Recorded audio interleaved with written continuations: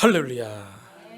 오늘은 열왕기하 20장 1절에서 7절까지 말씀으로 히스기야의 기도라는 제목으로 말씀을 나누도록 하겠습니다.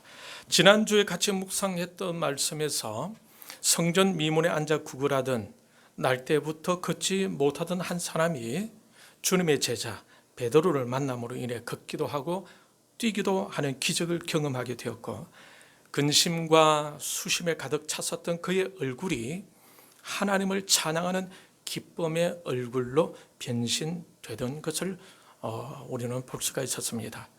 그는 그 만남의 기회를 놓치지 않았고, 그 기회를 통해 제3자의 믿음의 외침에 순종하면서 기적을 경험할 수 있었던 겁니다.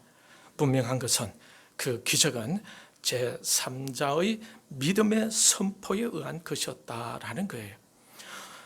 물론 베드로의 선포에 순종한 것도 중요한 것이기도 했지만 제3자의 확신과 믿음의 외침이 얼마나 중요한지를 알 수가 있었습니다.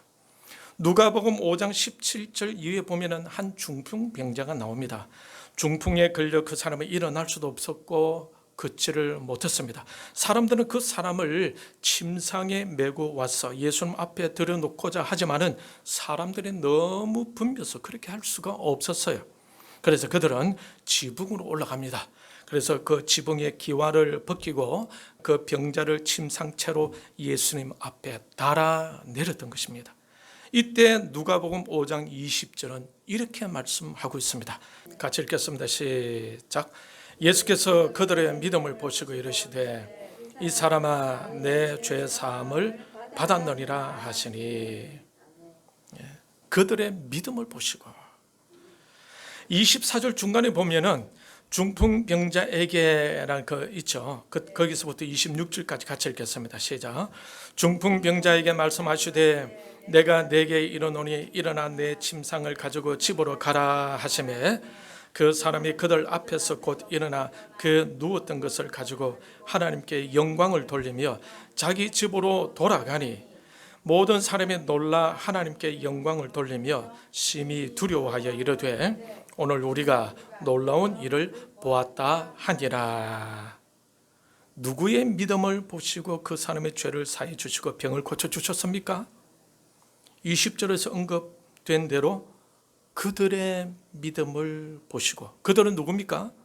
중풍병자를 데리고 온 사람들의 믿음을 보시고 주님께서 그 기적을 일으켜 주신 겁니다. 마찬가지로 성전 미문에 앉아 구걸하던 그 안전뱅이도 베드로의 믿음으로 인해 기적을 경험하게 되었던 거죠.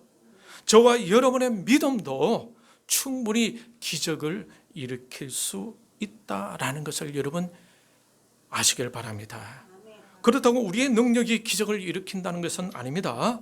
우리의 믿음을 보시고 하나님께서 허락하시면서 하나님의 능력이 나타난다라는 거예요. 그 믿음을 보고 누가 역사해 주신다고요? 그 믿음을 보고 하나님이 역사해 주신다라는 겁니다. 그런데 오늘 본문에 나오는 기적은 그것과는 다른 경우의 이야기입니다. 본문에 나오는 왕은 누구죠? 히스기야 왕이죠. 열왕기하 18장 3절에서 6절까지 말씀을 보겠습니다. 같이 읽겠습니다. 시작. 히스기야가 그 조상 다윗의 모든 행위와 같이 여호와 보시기에 정직히 행하여 여러 산당을 제하며 주상을 깨뜨리며 아세라 목상을 찍으며 모세가 만들었던 놋뱀을 이스라엘 자손이 이때까지 향하여 분향함으로 그것을 부수고 너후 사단이라 일컬었더라. 히스기야가 이스라엘 하나님 여호와를 의지하였는데 그의 전후 유다 여러 왕 중에 그러한 자가 없었으니 곧 저가 여호와께 연합하여 떠나지 아니하고 여호와께서 모세에게 명하신 계명을 지켰더라. 그리고 7절에서는 여호와께서 그와 함께 하심에 그가 어디로 가든지 형통하였더라 라고 하고 있습니다. 그만큼 하나님의 사랑을 받고 하나님으로부터 칭찬을 듣고 있던 왕이 바로 히스기야 왕이었던 거예요. 그런데 히스기야가 그렇게 하면서도 점점 하나님에 대한 중심을 잃어버리고 인위적인 수단과 방법으로 정치를 해가게 됩니다. 아수르라는 나라의 공격을 막기 위해서 하나님을 의지하는 것이 아니라 주변의 약소 국가들과 동맹을 맺어 그 위기를 모면하고자 했던 거예요. 그래서 하나님이 이사야 선지자를 통해 여러 번 충고를 주었지만은 히스기야는 점점 인본주의로 빠져 들어가게 되고 자신이 가지고 있는 물질과 무기와 주의 나라들을 더 신뢰하면서 하나님을 찾는 것에 등한시하게 됩니다. 결국 히스기야는 아수르의 침략을 받게 되고 나라는 위기 상황에 처하게 되죠. 그때 히스기야는 하나님께 무릎을 꿇고 기도하죠. 자신의 힘으로는 어떻게 할 수 없다라는 것을 확실히 깨닫게 되었는가 봅니다. 그래서 그는 하나님이야말로 천지 만물을 주관하시는 분이시니 하나님께 나아가 하나님의 영광을 위하여 자신의 나라 유다를 구원해 달라고 간절히 기도하게 됩니다. 그러자 여호와 사자가 나타나서 아수르 군사들을 완전히 무찌르는 것을 보게 됩니다. 열왕기하 19장 35절 같이 읽겠습니다. 시작. 이 밤에 여호와의 사자가 나와서 아수르 진영에서 군사 18만 5천 명을 친지라. 아침에 일찍이 일어나 보니 다 송장이 되었더라. 하나님은 히스기야의 기도를 들으시고 적국 아수르를 물리쳐 주셨습니다. 사랑하는 성도 여러분, 우리의 삶의 성공과 실패는 주님의 손에 달려 있음을 믿으시길 바랍니다. 그 주님을 믿고 주님께 기도할 수 있는 우리가 되어야 할 것입니다. 우리는 히스기야 왕을 보면서 그것을 분명히 알 수가 있지 않겠습니까? 그의 왕으로서의 시작은 너무나 좋았어요. 열왕기하 18장 5절을 보게 되면 히스기야는 이스라엘 하나님 여호와를 의지하였다 하고 있어요. 그러면서 그의 전후 유다 여러 왕 중에 그러한 자가 없었다 할 정도로 하나님은 그를 칭찬하셨습니다. 그런데 그가 변신하기 시작했죠. 사울 왕의 변신했던 것처럼 그렇게 하나님이 인정을 받던 히스기야도 점점 변신해 가기 시작했던 거예요. 좋은 쪽이 아니라 좋지 않는 쪽으로 변신하게 되었던 것입니다. 저와 여러분은 날로 좋은 쪽으로 변신해 갈 수 있기를 바랍니다. 할렐루야. 애벌레에서 번데기로, 번데기에서 나비로 변신해 가는 것처럼 갈수록 장성한 분량으로 성장하고 성숙하여 하나님의 처소가 다 되어 가시기를 바랍니다. 히스기야 왕처럼 처음에는 하나님을 의지하다가 자신을 의지하지 말고 끝까지 하나님을 의지하는 저와 여러분들이 다 될 수 있기를 축복합니다. 그런데 오늘 본문에서 보면 히스기야가 병들어 죽게 되었다고 하고 있죠. 그런데 그 병은 수명이 다 되어 얻은 병이 아니라는 것에 놀라게 될 것입니다. 그 병은 어떻게 해서 오게 된 것일까요? 저는 추측하기를 그 병에는 하나님의 의도가 있었다고 봅니다. 히스기야의 왕의 시작은 영적으로 시작했었죠. 그런데 시간이 지나가면서 점점 그는 육신적인 사람으로 변하기 시작했습니다. 하나님을 의지해야 하는 것이 점점 사람을 의지하게 되고 자신이 소유한 것과 주의 나라들을 더 의지하게 되었던 것이죠. 그러면서 모든 일에 대한 처리를 영적인 생각이 아니라 인위적인 육신의 생각으로 행동하게 되었던 것입니다. 로마서 8장 6절에서 바울은 이렇게 기록하고 있어요. 육신의 생각은 사망이요 영의 생각은 생명과 평안이니라. 13절에 너희가 육신대로 살면 반드시 죽을 것이로되 영으로서 몸의 행실을 죽이면 살리니.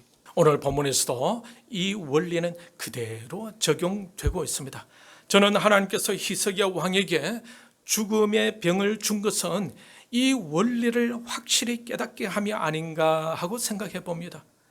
여러분 1절 말씀, 본문 1절 말씀을 같이 읽도록 하겠습니다. 그때의 시작.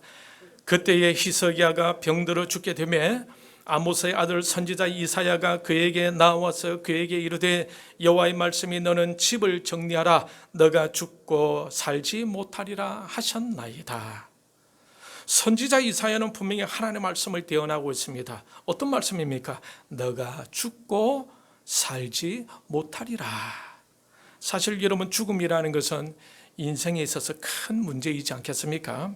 너무 힘들고 어려우면 죽음을 생각하게 되죠. 또 죽음은 우리로 하여금 경각심을 갖게 하고 우리로 하여금 우리 삶을 돌아보게 해줍니다. 히스기야 왕은 하나님께서 더 이상 살지 못하게 될 것이니 너의 짐을 정리하라고 하셨죠. 이 명령을 들은 히스기야 왕은 무엇을 생각하였을 것 같습니까? 하나님께서 나를 심판하시는 것은 아닐까 하는 생각을 갖지 않았겠어요? 그러면서 지나간 자신의 삶을 돌아보며 괴로워했겠죠. 전적으로 하나님을 의지하지 못한 자신의 과거를 생각하지 않았겠습니까? 하나님을 의지하지 아니하고 이웃 나라를 더 의지하고 자신이 소유한 것에 자신만만해하던 자신의 헛된 모습을 떠올리지 않았겠습니까? 그렇게 하면서 하나님 한 번만 더 살려주신다면 정말로 하나님을 위해 살겠습니다라고 고백하지 않았겠어요? 그러면서 히스기야가 한 행동은 무엇입니까? 하나님께 나아가 기도하였다라는 거예요. 여러분, 기도라는 것은 가장 절망적일 때에 가장 기댈 수 있는 존재에게로 나아가는 마지막 방법인 것입니다. 아직 살만하면 기도 안 하죠. 그러다가 정말로 죽겠다 싶으면 하게 되는 것이 바로 기도입니다. 그러니 기도라는 것은 하나님께 나아가는 진짜 방법이 되는 거예요. 히스기야가 왜 이렇게 기도하게 되었을까요? 하나님의 존재에 대한 분명한 확신을 가지게 되었기 때문이 아니겠습니까? 아수르의 위협으로 그가 열왕기하 19장 15절에 하나님 앞에 나아가 기도하였고 그 기도 응답으로 19장 35절에 여호와의 사자가 나타나 아수르 진영에서 18만 5천 명을 쳐 죽여주시고 자신의 나라가 그렇게 살아남게 되는 것을 히스기야가 두 눈으로 보게 되면서 살아계신 하나님의 존재를 다시 확신하게 되었을 것입니다. 그러니 죽음 앞에서 그는 하나님을 의식하지 않을 수가 없었겠죠. 지난번에도 말씀드린 바와 같이 태양 내부의 핵융합 폭발로 인해 빛과 함께 우주로 뻗어가고 있는 입자가 있었다고 했죠. 어떤 입자였습니까? 중성미자라고 말씀을 드렸습니다. 우리의 눈에는 보이지 않지만 지금도 이 지구를 통과하고 있고 소리 없이 모든 물체를 관통하고 있으며 약 100조 개의 중성미자가 쉬지 않고 관통하고 있다는 것입니다. 이처럼 우리의 눈에는 보이지 않지만은 중성미자라는 입자가 존재하듯이 우리의 눈에는 보이지 않지만은 공기가 대기에 존재하듯이 우리의 눈에는 보이지 않지만은 중성미자와 공기를 만드신 하나님이 우리와 함께 존재하고 계신다라는 겁니다. 그러므로 우리는 늘 순간순간 이 하나님을 의식하며 살아가야 할 것입니다. 히스기야는 하나님이 자신을 보고 계시고 근거리에서 자신을 도와주고 계시는 전능하신 하나님이심을, 그리고 죽음에 이르는 병 앞에서 실제적으로 그 하나님을 다시 의식하게 되었던 겁니다. 하나님이 아니면 안 된다라는 분명한 확신을 가지고 하나님께 다시 집중하게 되었던 것입니다. 여러분 2절을 같이 읽겠습니다. 2절 시작. 히스기야가 낯을 벽으로 향하고 여호와께 기도하여 이르되, 얼굴을 벽으로 향했다는 것은 전적으로 하나님에게만 초점을 맞춘다는 그의 의지가 담겨져 있지 않겠습니까? 하나님이 아니시면 자신은 아무것도 아니고 아무것도 할 수 없다는 마음이 담겨져 있는 거예요. 전적으로 하나님께만 몰입하면서 하나님과 진지한 대화를 다시 시도했다라는 거죠. 얼마나 진지했는가 하면은 3절을 보면은 공감할 수 있을 겁니다. 3절 같이 읽겠습니다. 시작.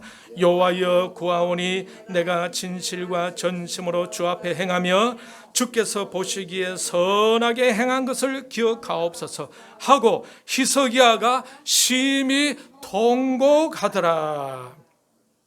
히스기야가 심히 어떻게 하더라? 통곡하더라. 이 말씀에서 히스기야가 얼마나 진지하게 하나님 앞에 서 있는지를 알 수가 있겠죠. 이 통곡의 눈물은 과거에 대한 회개의 눈물이 아니겠습니까? 이 눈물은 과거를 돌아보면서 아쉬움에 대한 눈물이 아니겠어요? 하나님만을 전적으로 의지해야 하는데 그렇지 아니하고 인위적인 수단과 방법을 쫓았던 어리석은 자신의 과거로 인해 절절히 아파오는 심리적인 통증이 아니겠습니까? 우리는 히스기야가 가졌던 이와 같은 시간을 가질 필요가 있습니다. 그런데 히스기야가 어떻게 해서 그런 절박한 마음을 갖게 되었을까요? 죽을 병에 걸리니까. 만약에 죽을 병에 걸리지 않았다면 하나님에 대한 의식을 제대로 할 수가 있었겠습니까? 예전처럼 적당하게 살아갈 수 있었지 않았겠어요? 왜 그렇게 생각해 볼 수가 있습니까? 타락한 인간이기 때문에 충분히 그럴 수 있다라는 것입니다. 그런데 한 번씩 죽을 병과 같은 충격적인 사건이 일어나게 되면 사람들은 하나님을 찾게 되겠죠. 하나님께 기도하게 됩니다. 그런데 그렇게 될 때까지 기다려서는 안 되겠죠. 그러한 죽을 병이 닥칠 때 하나님을 찾아야지.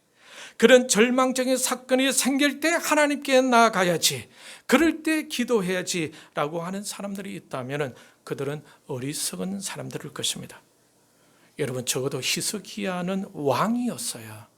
그래도 그는 그 당대의 한 나라의 지도자였고 학식과 상식을 겸비한 엘리트였습니다. 그러한 그가 하나님을 의식하고 하나님께 기도했다라는 것은 단순한 미신적이었다라고 말하기에는 뭔가 많이 부족한 주장이겠죠.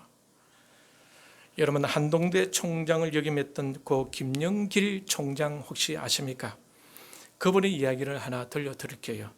1964년 서울 공대 금속과를 졸업한 후에 그는 미국 미주리 주립대학원으로 유학을 떠났습니다. 3년 만에 박사 학위를 따고 우주항공 나사에서 근무하게 됩니다.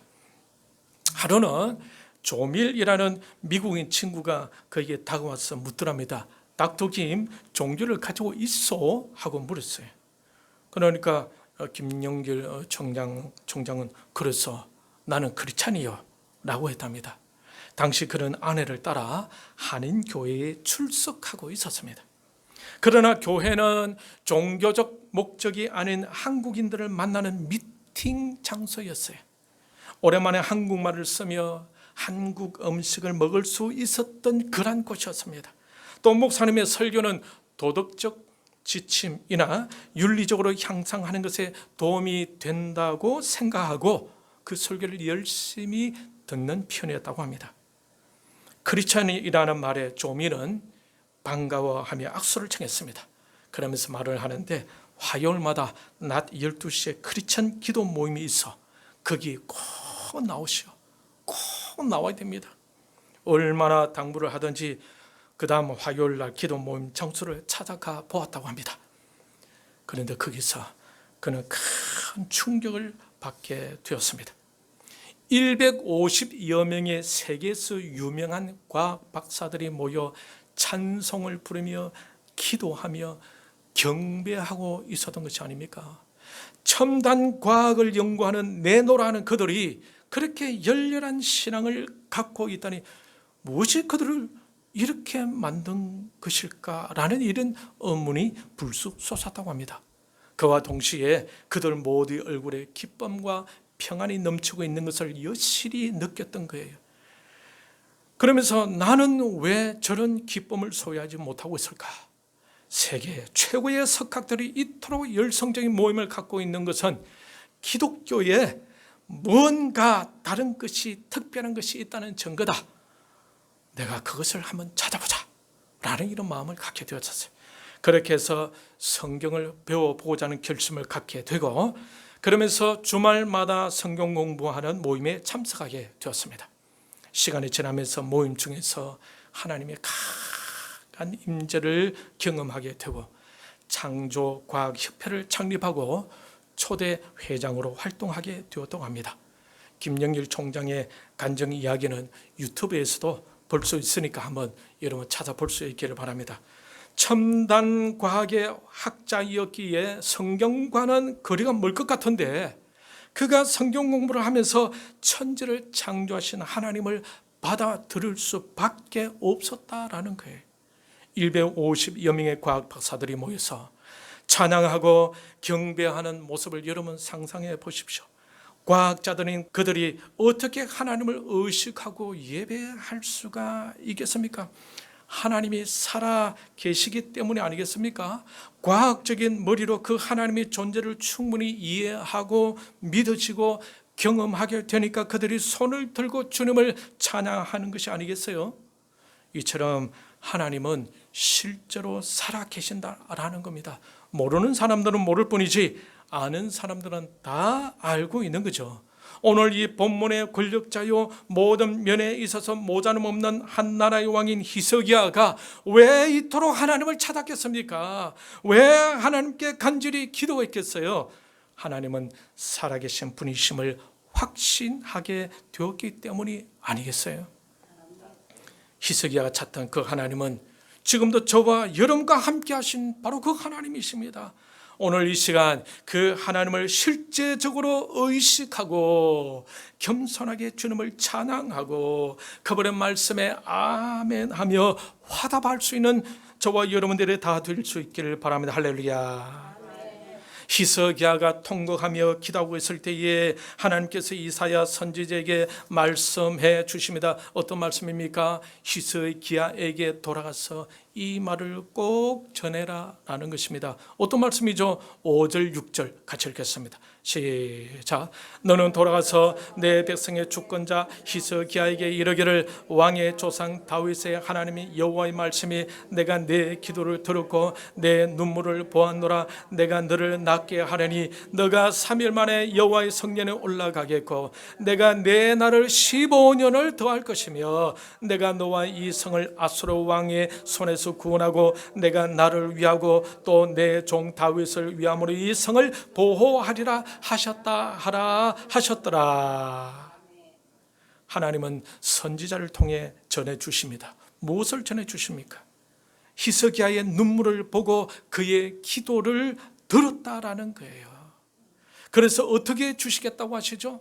15년을 더 살게 해 주겠다고 하셨던 겁니다. 여러분, 히스기야가 경험한 것은 본인이 1대1로 하나님께 나아가 기도하여 자신의 생명을 15년을 더 연장하게 된 기적이죠.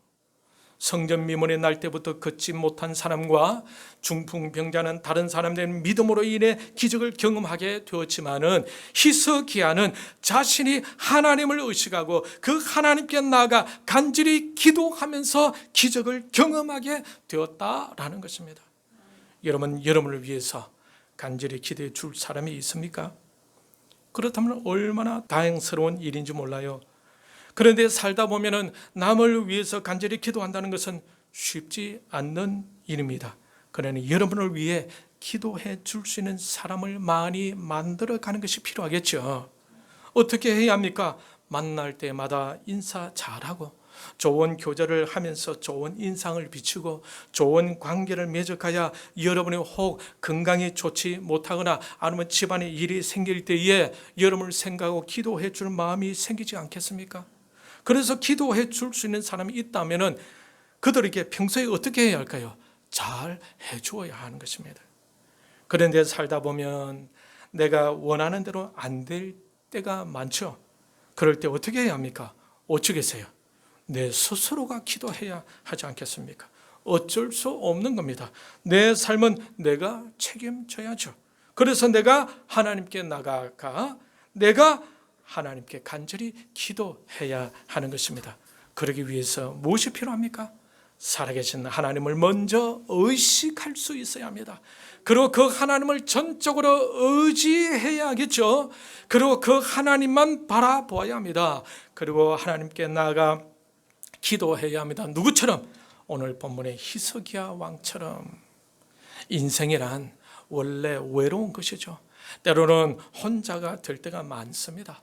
그럴 경우가 닥칠 때 우리는 무엇을 할 수 있어야 하겠습니까? 기도는 할 수 있어야 하지 않겠습니까? 여러분 어떻게 하실래요? 오늘부터 기도해 보실래요? 안 하실래요? 해야 되겠죠. 오늘부터 좀 더 집중적으로 시간을 내어서 하나님을 의식하고 하나님께 나아가 기도할 수 있기를 축복합니다. 생명은 주님께 달려 있는 것입니다. 주님이 생명을 연장시켜 주니까 연장되고 주님이 부르시면은 가야 되는 거예요. 오늘 예배에 참석하신 저와 여러분은 하나님께서 생명을 연장시켜 주셨음을 믿고 인생을 알차게 보람되게 의미 있게 보낼 수 있기를 바랍니다. 하나님의 영광이 나타나는 그런 삶이 되기를 위해서 기도하면서 나아갈 수 있기를 바랍니다. 한번 지나간 인생은 다시 돌이킬 수가 없어요. 특별히 오늘 우리 박순도 성도님이 안 오셨는데 하나님께서 생명을 연장시켜 주셨다라는 것을 믿고 더 하나님께 기도하여 히스기야 왕처럼 아픈 것 깨끗이 낫고 하나님의 나라를 위해 헌신할 수 있기를 우리 박순도 성도 안 보이지만 축복합니다. 나중에 이 설교 들려주세요. 말씀을 맺겠습니다. 오늘 본문을 보면서 알 수가 있는 것은 생명은 주님께 속한 것임을 알 수가 있겠죠.